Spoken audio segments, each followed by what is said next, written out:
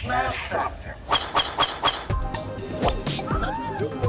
Ripping driver, going for it. Oh my goodness. How about that tee shot? That is crazy how far that is. Wow. John Daly, take a back seat, big fella. How about that drive? That's an aggressive line. That is beyond long. Look at this, he's just driven the green. He has just driven the green. I guess hello world, huh? Welcome everybody to the 110th episode of the Smash Factor, the 2020 Rocket Mortgage Classic. Gup here, a lovely hot afternoon in Oklahoma, about 5 o'clock Central Standard Time, coming to you early a little bit, which is always good. Pricing continues to get out earlier and earlier, which makes our Mondays a little bit better. Be able to deep dive in and get things done a lot earlier. Not to mention being around all day helps. Tremendous week last week for Gup's Corner community. A lot of people out there, a lot of you guys listening. We'll recap that fairly quickly. And then head straight into the Rocket Mortgage Classic, which will be a little bit different. I think the structure of the pricing similar to last week, not quite as strong of a feel, but still pretty strong. All the guys in the 10K, I mean, all great, solid. We just don't have a Rory, JT, DJ type deal, which was to be expected when you saw the schedule come out. They're either going to take off last week or this week. With the back-to-back being at Memorial now, anybody that's going to play Memorial probably want to play both weeks. So we kind of expected this to lull off just a little bit, but tons of talent out there, especially the young talent to dive into. So looking forward to it. Last week, obviously great week. We had DJ on the outright 28-1. Talked about that a lot on E9. E9 was one of the better E9s I've had. A lot of you commented on it privately, and always appreciate that. Helps me guide where the content needs to go and what you guys appreciate about Gup's Corner. It started brutal for me Thursday, went 0 for 6 to start between Thursday and Friday in matchups. And I just thought, man, this cold streak is just never going to end. DJ was only 1 under after round 1, if I'm correct. So he wasn't like he was there. Had some other ones that were doing well. So just kind of didn't know. Went super light Friday, 1 play, lost it, took Saturday off. Saturday night, loved the plays and just had to keep trusting the process. And I like this card. I like what's out there, some of these numbers. Harold had been doing well all week. I think he was like 4 or 5 over on number 15 alone. And he was 6 under for the tournament still through Saturday. So, if he had just parred 15 first 3 days, he'd have been 10 or 11 under going in. So I thought that number was good. Almost made a 6-star, but held off because Hubbard can get hot with putter every once in a while and didn't want to go 6-star back-to-back weeks. And Doc, I loved. Should have made it a 3-star. I really did like Doc, just because Griot's putter is the other way. We know how he can get, and Doc tends to be like a baby Holland in a sense. He can make good runs on Sundays, and that was an easy win. So he climbed into the top 10 for a little bit. Maybe even top 5 there for like 1 or 2 holes after because he finished early, but bounced out of the top 10 barely, but we still got the T20, which paid, I think 6-1, something like that. Plus the DJ hit, plus we swept the full tournament bets for the week. And then the Sunday we finished 3-1 with a 3-star and a 2-star hit. So really best betting week, definitely of the year in a long time for PGA. So it was a great bounce back. Just keep grinding on that. DK was great for me. Could have been really good. It could have been, one of those all-time weeks. Very close to huge. I had several 6 of 6s in the millie, and then the $5 150 max. My 5 of 6s were extremely strong. Was I think 12 holes left. I was up over 120K. 7 holes left. It's about 85K. And then there was like a half-hour part right before the break that everything and anything that could go wrong was going wrong. Rory doubled late. DJ, gets out of balance by half a ball. Neiman was just nothing that day.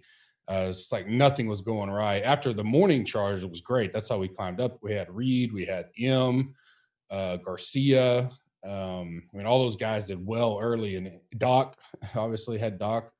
So it climbed up there, had a chance. That's all you can ask for. Was leading most of the $50,000 or $100,000 contest at one point or the other all weekend, back and forth, top 10. Just, you got to have things bounce your way at the end. Luckily, held on strong enough. We still had, 20K gross winnings, netted out about 14 and 13, something like that. So, I mean, I still take that every week. But when you see all that, the big numbers up there, when you're that close, I mean, I really don't get too dialed in until mid-round-ish Sunday. So before that, it really doesn't matter. But definitely a great week. Had a good pool. A lot of the Team Gup guys were up there. I joked about that in the write-ups each night. Damon was there. Damon made a good charge on Sunday as well. Doc, HV3, Neiman, even though he fell back. Armor made a great – he was in my Sunday Showdown team. He made a great charge as well on Sunday. So, a lot of our guys that we've been on at times, and tend to go back to, we're all there. So I know everybody had good weeks. Most people, at least, you can't have everybody winning, but seemed like being in the Slack last night, everybody had a good week in general. So that always is the key and the goal. Let's talk about putting a little bit, probably in the strategy part. Before we get into this whole week, though, as always, 2020 site sponsor Super Draft. Deposit $10. Use the code GUP or the link on the site, affiliates, gupscorner.com/affiliates. Get another $10 in. Put that $20 into play, and you get to keep whatever you want after that. So free $10, code GUP, or use the link gupscorner.com/affiliates. D-Rock has great content as always for that. They continue to have strong contests over there, a lot smaller, probably less combos out there. If you want to just try to maybe take, a lot of people are taking some of their cash and using that and working on strategies for 20 max type stuff, or however you want to do that. Over there is a great site to do it. A little bit different scoring for sure, but definitely the concept of building and getting used to it and having a better chance against much smaller pools is always a good thing to do. This week, use the code SMASH20, get 20% off. This is the last week that if you sign up for a monthly, you get a free shirt or hat. If you sign up for the annual, you'll get both. So after the tournament kicks off this week, we will cut that off and run all the data and start getting some of that merchandise out. We got 4th of July this weekend, obviously, but in the next few days, within a week or so, you'll start seeing that. If you want it, you'll get emails from us, and we'll tell you how to redeem that. PGA Research Center, is live and had many comments and DMs, and a lot of people wanted to upgrade their already internal members, and we're giving you guys a good deal on that. So a good time to get in on that.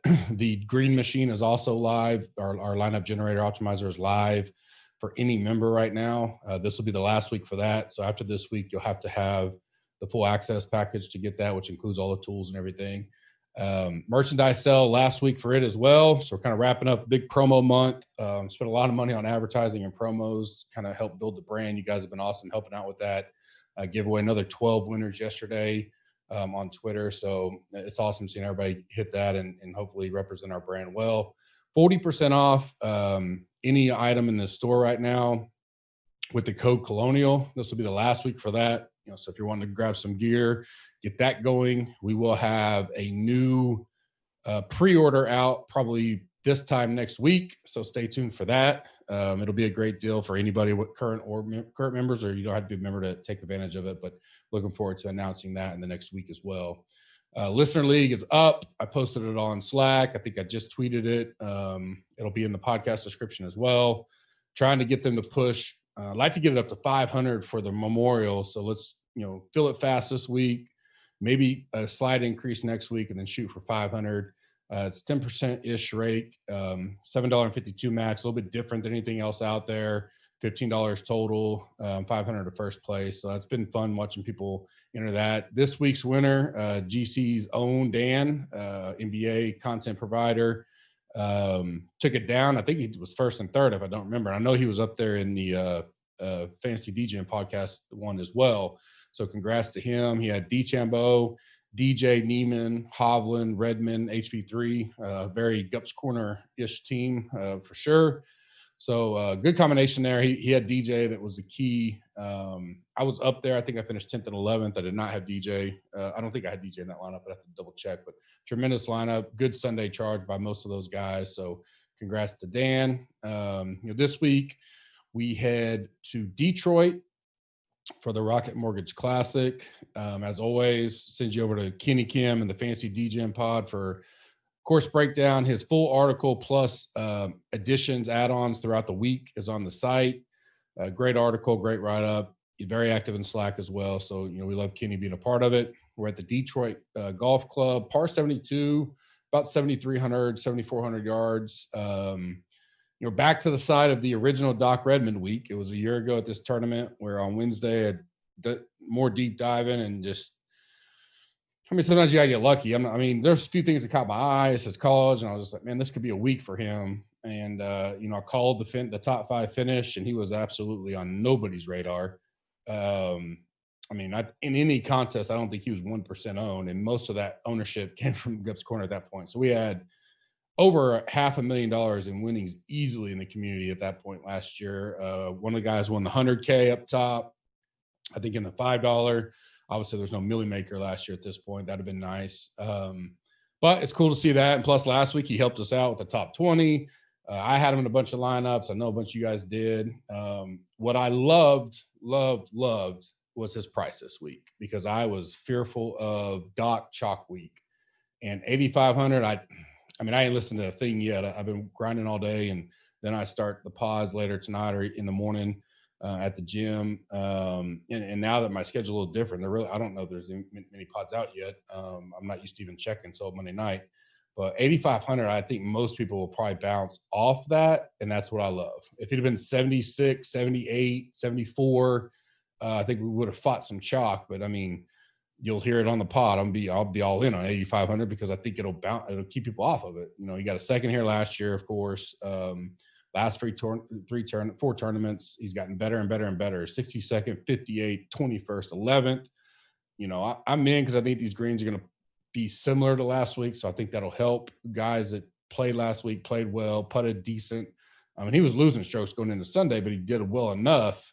The ball striking is there and all that we'll go right back to Doc week. We'll go back-to-back years. I don't mind doing that. Again, if he becomes chalk, which I just doubt at that price, then that may be a different story. But don't mind Doc, returning glory from last year.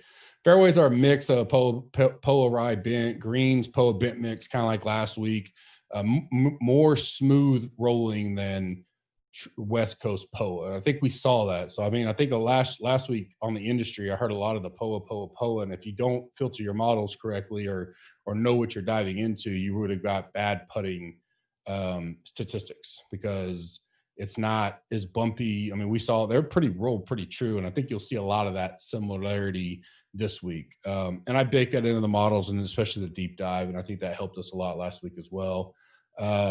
Similar to last week, where if you get off the rough, at least last year, we only have 1 year at this course. So very limited course history. In my rankings this week, I did a course fit-ish kind of instead of history, because there's only 1 year here, and I pulled in 4 to 5 other courses that I felt were similar, some Donald Ross stuff, to get a better fitting than what just this 1 year at Golf Club would show us. And the members will see that in the rankings. But the thick rough last year, hadn't heard much yet from this year from the guys. Let's assume it's the same. And it's kind of like last week. You get off in the rough, you can get penalized, as you saw Brendan Todd. He hit 99.2% of fairways going into Sunday.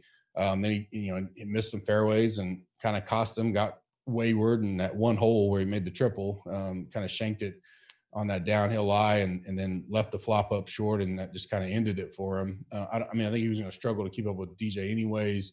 But albeit DJ was not backing off. He was teeing up some stuff that I question at times, but he's some of the best players in the world. So you got to play with what's comfortable. At the end of the day, DJ got it done, but putting in spots off the tee is going to be important again. It's not quite Pete Dye-ish course, but being in the right spot, some of these landing zones off of that 300 to 320 does do it on probably 290 to 310, have the bunkers in play. So, they got to hit the right spots off of that. We'll kind of go more into that on the deep dive later. Weather, I don't see any issues at all. Looks perfect. Hot, low 90s, very little wind. I think the highest I see one day is like a 20% chance of rain. So nothing too crazy there. Cut, I'm going to go minus. I've been going low and I just can't. It still gets high. I think it's going to be -3, -4.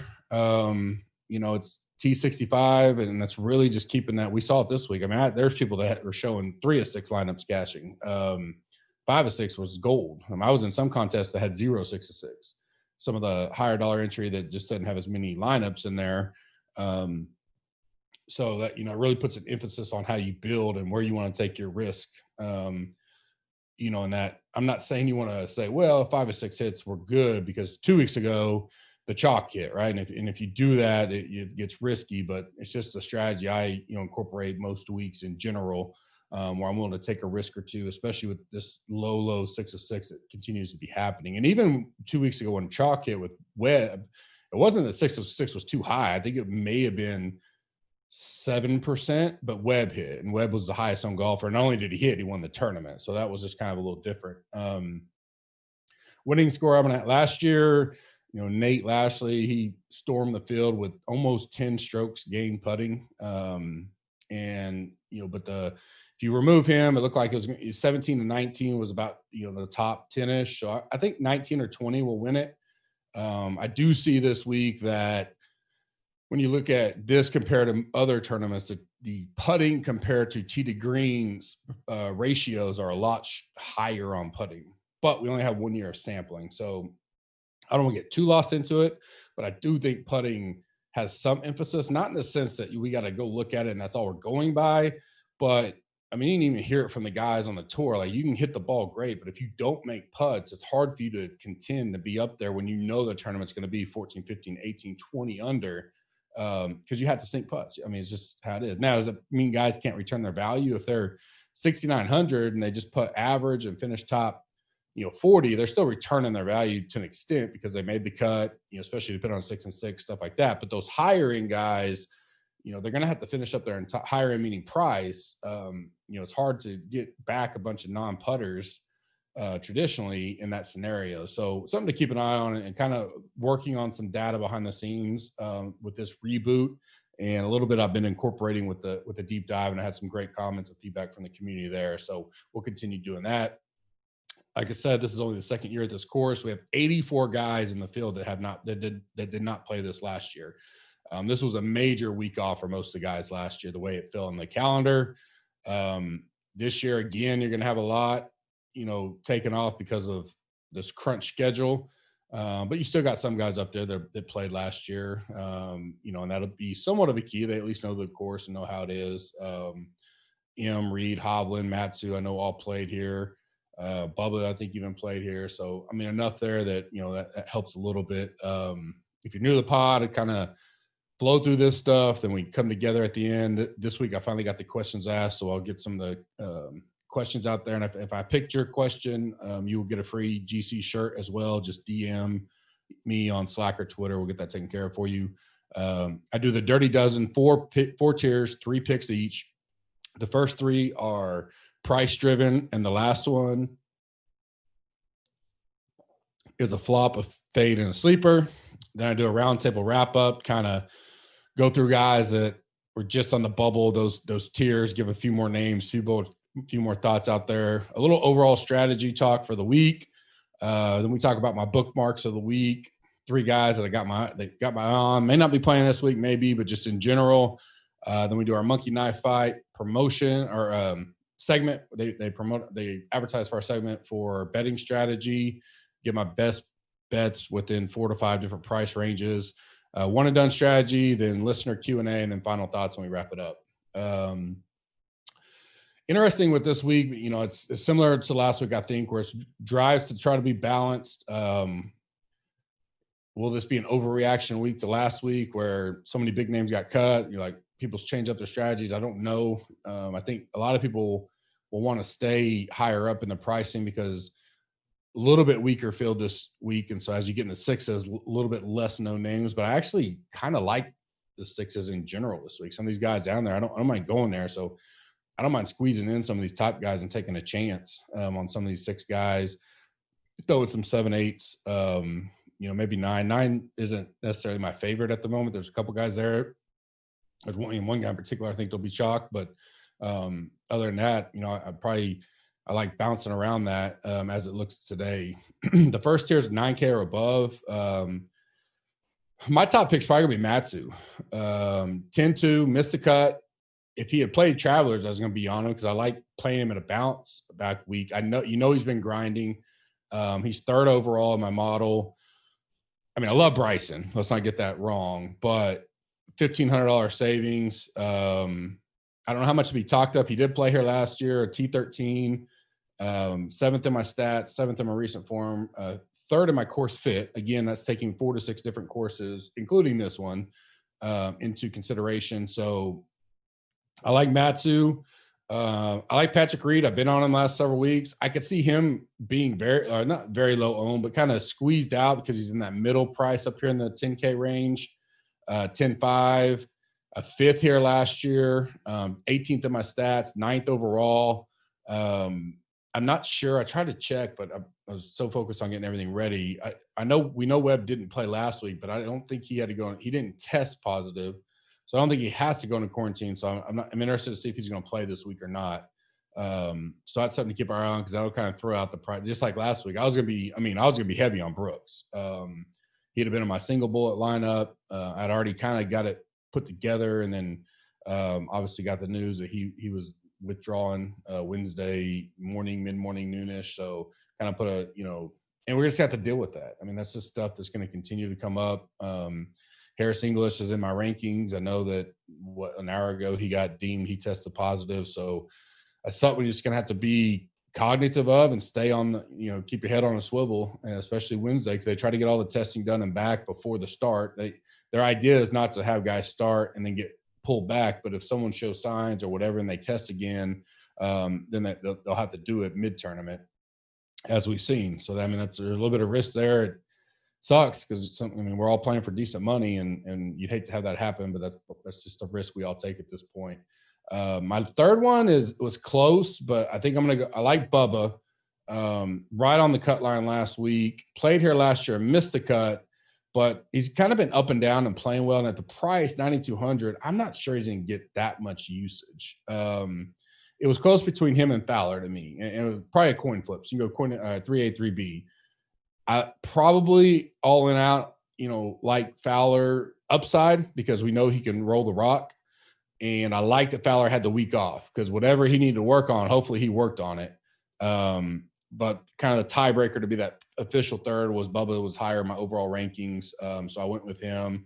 Obviously, Fowler's got a little bit of the hype being they're a sponsor to him, Rocket Mortgages. So I like both those guys. I think they'll both be lower owned. So good pivot options up in the 9K plus range.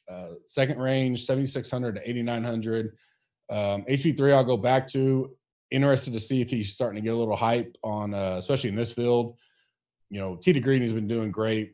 Obviously we're on him a lot and we talk about him a lot, but he's just got to get the flat stick going really good. Course fit, he's 28. So for the price, I think you could have flipped him and Doc, and no one. I don't want to say no one would argue, but if he's 8,500, I don't think anybody probably be on him. Here, I think people would be on him. So 7,600, keep an eye on chalk, but I don't mind playing him. Don't mind the bet either. 75 to 1, that's a good number. Alex Noren, 7,800. He took the week off last week after a 21st at RBC. He's 12th in my stat model. He was 75 to 1 also. I don't mind that bet number. $7,800 could potentially be a pivot from Varner. So I like Noren there. And then lastly in this range is Doc. Not lastly as my third option. He's obviously going to be my top option here in this range. If he can get the putter rolling at times, he struggles. We've seen it. He even struggled Sunday. So he could have shot even better. But when he gets hot, he gets hot. And he's in a groove right now. He missed the cut at the Honda. But like I said, it's T62, T58, T21, T11. And he finished second here last year. So we know he likes the track. We know he can putt here. He's got to feel real comfortable coming back here, almost winning it last year. So I don't mind going back to Doc. I don't think he'll be chalky. I really, truly thought he would be somewhere like 7, like Harold's range, 77, 76. and it could have been uber chalky there. 85, I love it. We'll see how that plans out by the time we get to Sunday. 7,500 or less. Will Gordon, he's one I feel will be talked up in the industry. We'll see. I mean, the kid just impressed the hell out of me. I've watched a lot of him on Sunday, and I don't know how much he knew going into every single shot. Obviously, he kind of knew where he needed to be to try to get that special exemption for the rest of the year. Battling back, those darts, gets to the top three, falls out with the bogey, comes right back and birdies the next hole. I like his grit. I mean, T3 last week, limited data, but he's second in my stats. He's first in my course fit. He strikes the ball well, sixth in birdie or better. So, I mean, irons could use some work at times, but 7,300 seems like a fair price. Now, if he gets super hyped up this week, just coming off the good showing, I don't mind fading that. That's a fade that I'll just say, all right, if I miss Will Gordon week off of a good finish, then that's fine. I can live with that. But, his ownership will be interesting to me as we get through the week. Cam Davis, I like jumping back to. This is kind of a bounce back. Shoots -4, I believe, on Thursday, and then misses the cut. So, I mean, he's sixth in my model still. Stats are still there.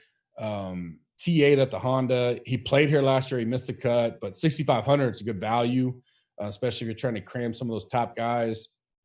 So I don't mind going back to him after a missed cut.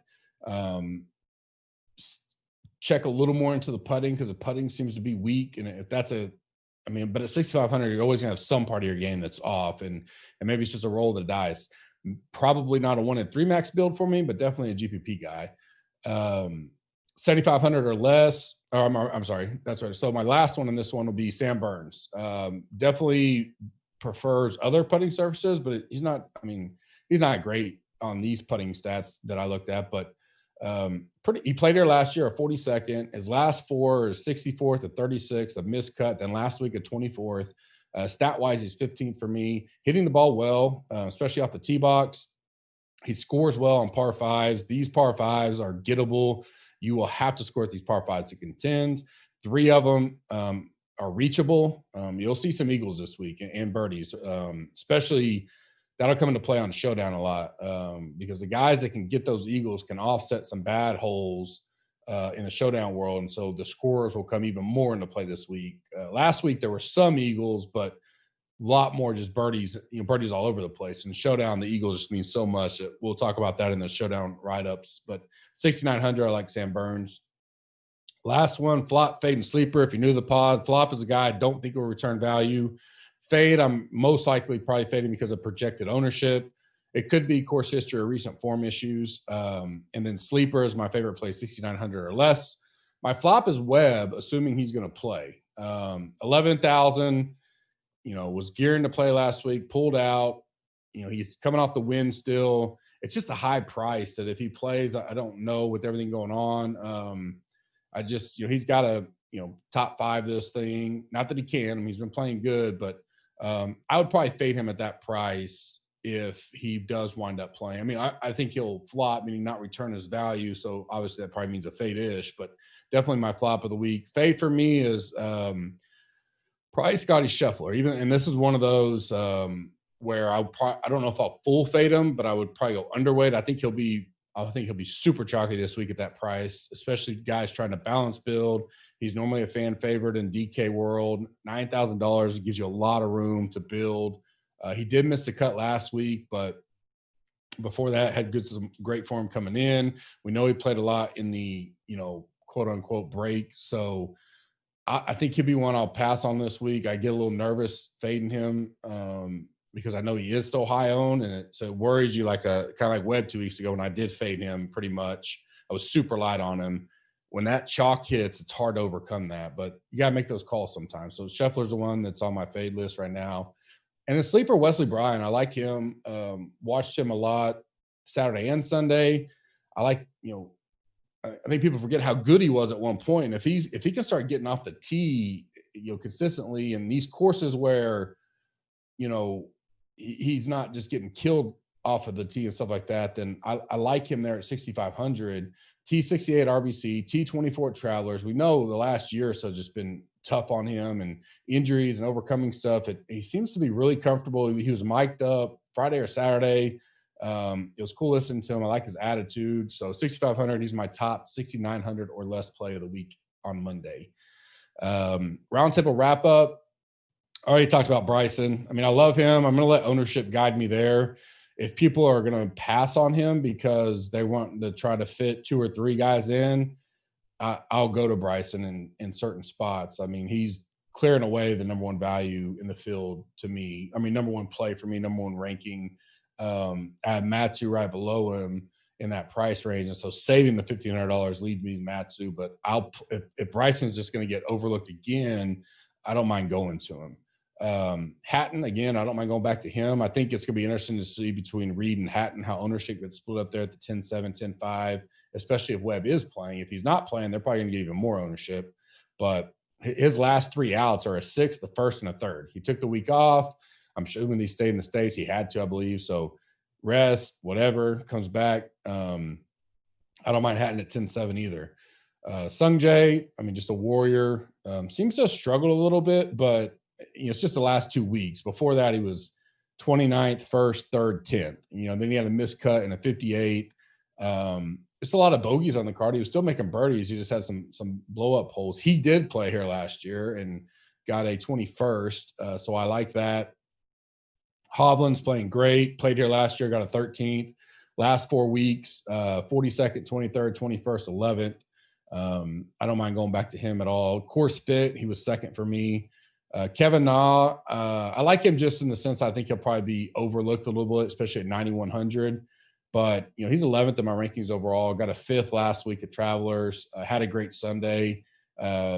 Ricky Fowler, I talked about. I think he's going to be low owned and overlooked. I'm hoping for a bounce back. Putter gets hot, gets his game right in this off week he had, and maybe jump on him before he gets hot again, type of deal. Finau, rinse and repeat with him. It's just your tolerance there. He's great at par 5s. We know that. So that's one thing that I'll get a bump up to him a little bit. Traditionally, lately he hasn't scored well, but birdie or better he's good at. So 9,300, all those guys right there in that price range is going to be interesting to see how that ownership goes. And then especially with the top 8,000 range as well. Luke List, obviously won on the Corn Ferry Tour a few weeks ago. Missed the cut last week, but his stats overall have been pretty solid. He is not obviously a team putter, so that could be that one reason. But at 6,700, I mean, I'm not saying you get all these guys, but if you're GPP building, you get a few of these guys that if they happen to get hot putting, they just make the cut. They're probably already going to return value, and they give you a solid, way to get up top. List is a guy that I don't mind taking a look at. Hadwin, another guy who can get hot putting, 8,200. I like his price this week. McNeely, we know he can putt the lights out. He's made 3 of his last 4 cuts as well. 7,600 is a good price. He'll probably be a little overlooked with Harrell being there and Noren being there, some of those guys. Straka, he's up and down all over the place, but if he hit 11th here last year, and if he has one of those hot weeks, you see his last 5, he's 27th, miscut, 33, miscut, cheap price as well. Chase Seifert, 6,200, super cheap guy that, we don't have a lot on him, but there's just stuff that I haven't pulled. He's a guy that, could be a GPP flyer. Sabatini finished 3rd here last year. Excuse me.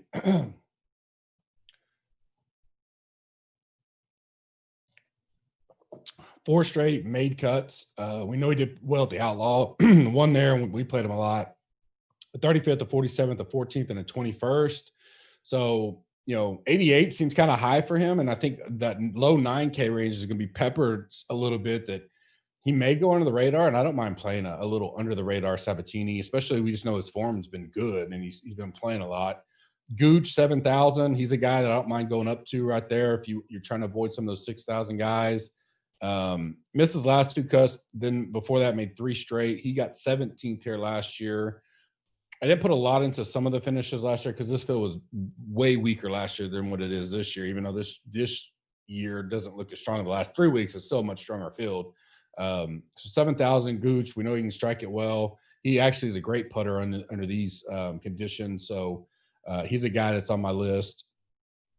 Day, I saw enough of him last week. Just couldn't buy a putt. So hitting the ball a lot better, putting himself in some good places. On Sunday, especially, he couldn't putt to save his life. T46, 8,600. Again, I think it'll be light owned. Good GPP possibility. You don't need much leverage on the field with him. JT Poston, similar, 8,700. Similar roller coaster type, 35th miscut, 10th, 8th miscut last week. I like the bounce back narrative with him coming off the miscut last week. 11th here last year as well. So I like Poston. Stallings looked great, had a great Sunday, 7,500. Snedeker in my pool right now because of his putter can be as hot as anybody. A 5th here last year as well. 7,900 seems cheap for him and his upside. And then Kyle Stanley was kind of the last one I threw in there. Strong going into Sunday, kind of had a wishy-washy Sunday. Did play here last year and got a 21st. I like that. He got a 24th last week, so it wasn't horrible. But that's another guy I had. I mean, obviously I could list a ton of guys because there's so many in the field, but that's kind of the ones that are on my eye. Strategy-wise, it's going to be similar to last week. I'm trying to think outside the box in some situations. So many unknowns that I think leveraging yourself makes for a high upside week. And I try to leverage myself in spots, but diversify my portfolio for many reasons. We just got so many guys that even this week, you got so many more that haven't played in the last 1 or 2 or 3 weeks because they may not have been able to get in the field that we just don't know enough about them. And so I want to diversify there, but leverage myself in certain spots where the roster construction becomes key even more than the player pool, especially the 1 to 3 type stuff. I'll continue to tighten my core up, but spread out some of that flyers in the GPP areas. But I like to keep it pretty, condensed in most cases anyway. So overall, probably be similar on some of the contests I played. I really liked how last week turned out for me. The Millie's garbage again. So I'm go back to, I put 20 lineups in last week and I lost $5. So it's 400 in. I won 395 out. I had 3 or 4 that got as high as a top 50. So I just think I use those 20 and I'll build a lot different contrarian lineups and take a chance there than trying to max that thing and win it. Until they decide to improve the structure, there's so many other contests I'd rather play in and bankroll manage than that. I'll throw 20 in there to be unique, but that's about it. Bookmarks of the week for me. Wes Bryant, I talked about it. He's not going to be a good fit at all courses, but I mean, he played well at one point in his career, and I liked what I saw. I want to keep an eye on him. Play him while he's cheap, especially GPP wise. Speed, I really like where his game's overall coming around. We heard a lot of him when he was mic'd up a little bit. I don't even know if he was mic'd up, but you could hear a lot of his conversation. I just like where his game is. He's off this week. He's a guy I'm keeping my eye on, especially for like the Memorial. If he can hit fairways, we know he can play the rest of it out. So keep an eye on there. And then Doc, it's just Doc week, and I think really, because I do the bookmarks before everything comes out today. I do them last night. And my deal was kind of like, I want to keep an eye on Doc. What's he's going to be priced? Let's talk about him. Kind of fell in naturally today, but Doc's a guy that, he's going to be a good player in this tour. So maybe this week we go back to back years, and this week will be different. Like we got him for like 6,300 last year and nobody was on him. Now he's 8,500. Could be the pivot of the week. No one wants to jump on him, and we'll just hop it right back and have another big week. We'll finish that up on Wednesday, though. I still got to get some information, see how that's going with the ownership side. Betting strategy brought to you by Monkey Knife Fight. Go to gupscorner.com/affiliates. Click the link. Put $50 in. You get $50 match. Up to 50, I'd say go ahead and put 50 in. Doesn't really matter, but you can put 5 to 50. Doesn't matter. Whatever you put in, you get matched. Looks like we will probably getting closer and closer to solidifying the free roll, which I believe will be for the Memorial. Will be our first one. Tons of prizes up there. As long as you use that link or the code GUP when you deposit and you put money into play, just play one contest if you want to. You can put $5, $2, $1, whatever. You're entered in the contest automatically when we run it, which will probably be the Memorial. It'll be, over $1,000 in prizes and cashes between us and Monkey Knife Fight. So go ahead and get in there. Deposit $20. You'll have $40 to play with. Test it out. I traveled a lot last week, and I did get some pre-tournament and first round. My goal is to do it every single night. Obviously, it gets tight with the showstoppers is my number one goal, but I will have round 1 and full tournament every week. I will do my best to do nightly Monkey Knife Fight plays as well. I like them. They're fun. You can be, just take some chances. They have 5X, 10X, 15X returns on there. It's basically props or fantasy scores or total strokes type deal. And it's basically think of parlaying. I mean, you're picking 2 to 4 to 5, sometimes 7. If they all hit, you get the multiplier. So if if we have a 5-teamer per se, and we put $5 in, the multiplier may be 10X and you win $50, something like that. So it's real easy to figure out and follow through. And we're going to be engaging in those contests more and more, especially on the NASCAR or UFC side as well. Just trying to get settled in and getting everything into perspective, but make sure you get in there. Betting options. I like Redmond 45-1 and Bubba 43-1. I don't know if I'm going to bet anybody below this for sure. But if I do, it'll be those guys. I think this is a week that we can get some of the longer odds guys up there. My favorite play would probably be Matsu. I just think he's too short right now. If maybe he drifts back some, we get on him, or he's a guy I'll earmark to live bet if he has a so-so round one. I already mentioned next range 50 to 80-1, both HV3 and Norin 75-1. I've already bet those two, so give you 2 free plays there this week. Long odds 80 to 120. I like Gordon and McNeely. They're both 100-1. They're on my short list to take a look at. McNeely is a fire putter. Gordon, I just think maybe it's a hedge if he gets chalky. That'll be something I'll decide. And then dark horse over 120. I like Burns 150, which I saw his price all over the place. I had one book that had him 90 and then 150. So I like the 150. Luke List 150 and Straka 150. So there's 3 options there if you want to throw a flyer, maybe a top 10, top 20. And those can make it. I mean, those can help. I mean, look at Doc last week. He was 6-1, top 20. I think I released half a unit on him on the sheet. Well, that's 3 units, you win. So, I mean, it can kind of make, those top 10 and 20s can help, especially when they're longer odd guys like that. So, and I'll have my full card out by Wednesday as always. One and done strategy. Best guy for me, it would just be, if you're just one, it would be Matsu or Bryson. I mean, that's I don't say pretty obvious, but I mean, you go hat and read any of those guys. But my 2 favorite would be Bryson or Matsu. If you're trying to win this segment or you're live, I would use one of those 2 mid-pack guys that people may be on, but maybe a good base. I think Doc, Bubba, HV3 are all guys I'll be taking a look at. Trying to win a skin, which is basically what I'm trying to do because my segment 2 has not gone well. So I'm trying to do skin type plays, and then I'm going to shoot hard for the majors and the 3rd segment. But Fowler may be overlooked. Kevin Na, Cameron Davis, Maverick McNeely. I mean, any of those guys are low price, low odds that could just be one-offs for you. I think those guys are take a look at for the skins play.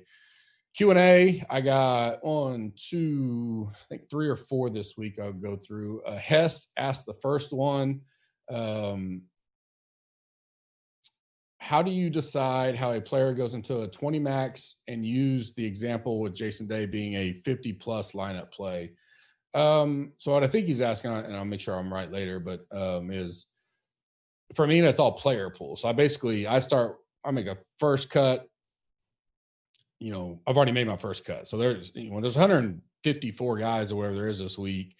I'll cut 80 pretty much right off the bat. And then I'll kind of tier my next cuts down to, sometimes I'll have 3 more cuts, sometimes 2 more cuts, and it'll be like me, I have them color coded. So I have final pool, next to last pool, second cut pool, and then everybody else was red. If you didn't make at least that first cut, second cut, however you want to look at it, pool, I won't ever look at you again. And basically how I'm looking that week, I'll have X amount of players that I go, all right, these guys are core in. They're going to be, if I'm doing a 20 max, no matter what. If I decide to do 50 to 100, I may need to bring some players in. And so based on I obviously you like to take your best ranked guys, but sometimes the salary restrictions on trying to make the pool fit. That's why I always have that second or third level of pools, because I may love this guy at 9K, but I may be so heavy on salary that doesn't work for my next level pool if I'm going to 50 plus or whatever. And so I had to bring in an 8,200 guy. So I think that was your question. So I hope that makes sense on how I come about it. How do you determine the number? This is kind of different. How do you determine the number of golfers this is kind of the same as what I meant. Number of golfers in the player pool for multi-entry contests. Could you go over the variables that contribute to the determination of number? How many for 20? How many 150? I have some of this in the process article. We're actually working on some documentation to guide people there. This is from Buddy Brooks. So Buddy and Hess, make sure you reach out to us to get your free shirt.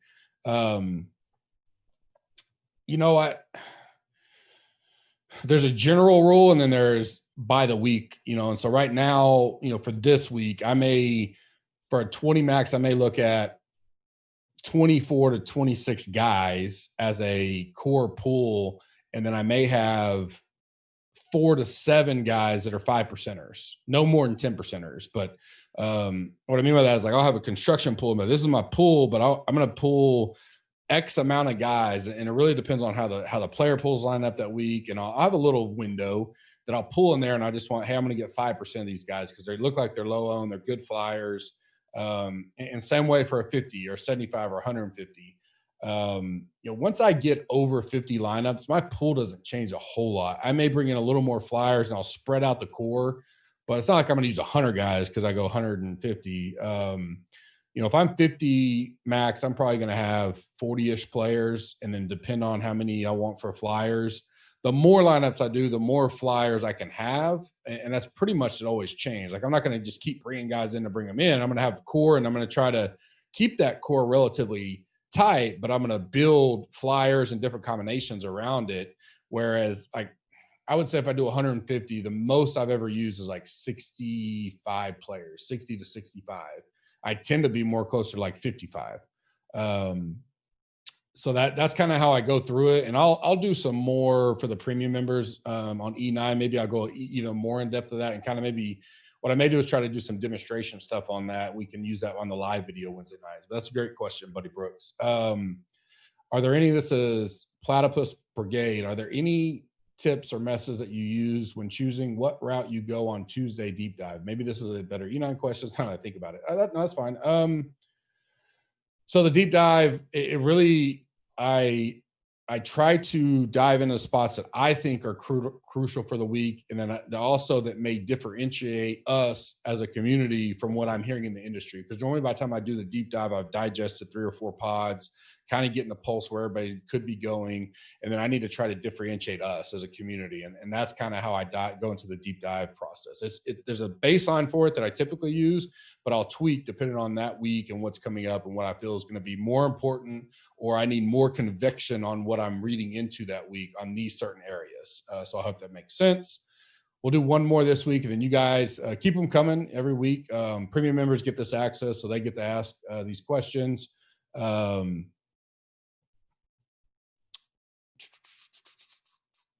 In a 3 max build, how would you attack this week's field? This is North Forker 12. 3 max build, I would probably typically, and that's what I did last week. I never go 100% on anybody. Very, very rarely. I did DJ WGC Mexico last year, but very, very, very rarely. So I would try to have a pretty tight core of where I have 4, 5 guys that are in 2 or 3 lineups, and then I would spin around it off of that. So I would, I pivot those 2 around. I build my construction around that 3 max with those 4 to 5 guys that I really like this week. And I go, well, all right, who can I bring in to kind of fill in the remaining slots? So you got 18 slots there. And if I got 5 guys that I'm putting 2 lineups each, that's 10. And so I may do 6 guys, 7 guys in 2, and then I bring another 3 or 4, single lineup guys in there to keep it. I always build kind of tight in a 3 max. Anybody that kind of looks at my stuff and studies it, you can kind of tell that. Just because if I hit that core, I want the core to be good and it hits, and then the ones that I pivot off of, one of those 3 lineups, has a better chance of hitting. I don't want to have 13 guys in a 3 max build. Yeah, it spreads you out and you're diversified. That's one way to go about it. It's certainly risk tolerant in what you're playing. But that's just how I build it. So I love the questions. We'll do this for E9 too. We had a great E9 last week. You guys lit up the question board that were premium members. We gave out a bunch of stuff for you guys engaging on that. So I appreciate it very much. As always, we're doing E9 Wednesday nights at 5:30 Eastern now. It's been a huge hit with the community, which I never thought it would be. I thought everybody loved it late, but you guys like it. I certainly love it. It allows me to walk away, take a break, and then jump on. Doing tons of giveaways. Been doing it this whole month. Thousands of dollars of giveaways we're giving into you guys, the community, the brand. You guys help us back. You guys help us buying those shirts and doing all that kind of stuff and upgrading your packages, especially the premium members are now. You guys get such a great deal. DM me or JB will get you set up there if you're looking to upgrade before we kind of shut off this big promo month. This is your last week, kind of take advantage of all that. But community's had super strong growth this month. You guys have been amazing. We just crossed over 7,000 followers on the Gups Corner handle alone. Our growth is way higher than I thought it would be coming back off of the layoff. The community is strong as ever. We have great content, NASCAR guys, UFC guys. I mean, these guys are working really, really hard for you, and they do such a great job. And they're so active in the community. OG John's had some strong horsing. He had some good golf plays. Very wise in that betting channel. Steve Story in the channel. He's got great golf insight. Coach has great golf insight. It's just cool to be in that community. It's like no other. Truly appreciate it. I think it's going to be another great week for us. I really feel super positive sitting here on Monday. We're going to fire out stuff leading up till Wednesday, and I'll see you guys Wednesday evening, afternoon, I guess, for some, 5:30 Eastern time. Have a good rest of the week, and we'll see you in 48 hours. SmashFactor.